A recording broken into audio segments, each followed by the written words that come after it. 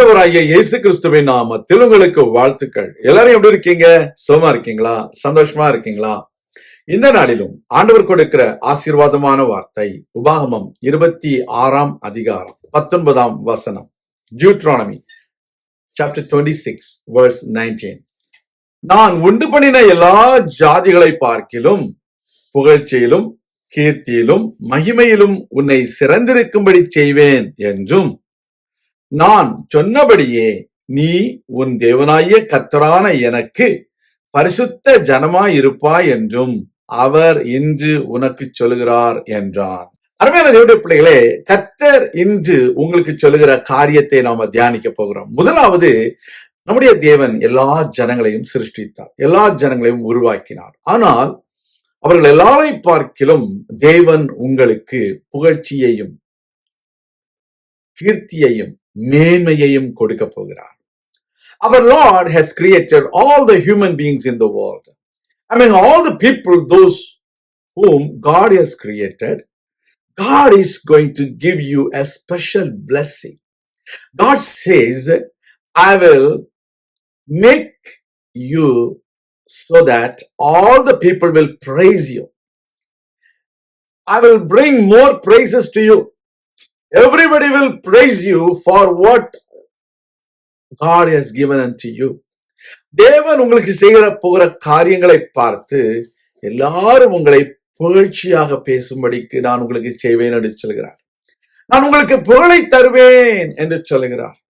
I will make your name fame என்று சொல்கிறார். புகழ்ச்சியாக வைப்பேன். தாவீது ஒரு சாதாரண ஆட்டு இடையனாக இருந்தவனை அவர் எல்லாரும் பேசும்படிக்கு அவனை புகழ்ச்சியாக வைத்தார். இரண்டாவது, ஆண்டவர் சொல்கிறார், நான் உனக்கு கீர்த்தியை தருவேன் என்று சொல்கிறார். அதனுடைய பிள்ளைகளே, இந்த உலகத்துல கீர்த்தி என்பது நம்முடைய வாழ்க்கையில கனத்தை குறிக்கிறது.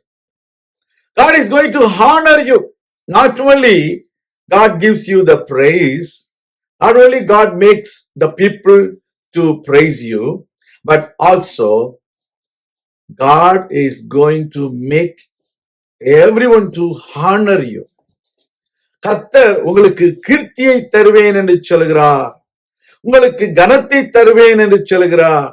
People are going to honor you, people are going to respect you, so that God's name will be glorified. How can somebody praise you or honor you?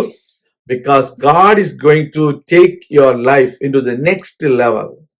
God is going to bring breakthroughs in your life so that you will be praised and your name will be honored. மூன்றாவதாக ஆண்டவர் சொல்கிறார், உன்னை மேன்மைப்படுத்துவேன் என்று சொல்கிறார். மேன்மைப்படுத்துவேன் என்றால் என்ன? உங்களை எல்லாரை பார்க்கிலும் மேன்மையாக முதன்மையான ஒரு இடத்துல வைப்பார். God is going to keep you on the top of everyone. God is going to keep you above all the people around you. That is the one God says, I will make your name great. கர்த்தர் நம்முடைய பெயரை அவர் எல்லாவற்றிலும் பெரிய ஒரு உயர்வான அந்தஸ்தில வைத்து நம்மை ஆசீர்வதிப்பார். நாம் ஜெபிக்கலாமா? எங்கள் அன்பின் பரலோக பிதாவே, இந்த அருமையான வேளையிலும் உடைய பிள்ளைகளாகிய எங்களுடைய வாழ்க்கையில நீர் எங்களை எல்லாவற்றிலும் சிறந்திருக்க பண்ணுகிற தேவன். புகழ்ச்சியிலும் கீர்த்தியிலும் மேன்மையிலும் எங்களை சிறந்திருக்க பண்ணுவீர் என்று நாங்கள் அறிந்து உமக்கு நன்றி செலுத்துகிறோம். உடைய பிள்ளைகளாகிய நாங்கள் உமக்கென்று பிரித்தெடுக்கப்பட்ட பரிசுத்த ஜாதிகள், பரிசுத்த சந்ததி, உம்முடைய நாமத்தை மகிமைப்படுத்தும்படிக்கு தெரிந்து கொள்ளப்பட்ட தேவனுடைய பிள்ளைகள் என்பதை அறிந்து உமக்கு நன்றி செலுத்துகிறோம். நாமத்தை மகிமைப்படுத்தும், ஆசீர்வதியும். இயேசு கிறிஸ்துவின் நாமத்தில் ஜெபிக்கிறோம் எங்கள் நல்ல பிதாவே, ஆமேன். கர்த்தர் தாமே உங்களை ஆசீர்வதிப்பாராக. ஆமேன்.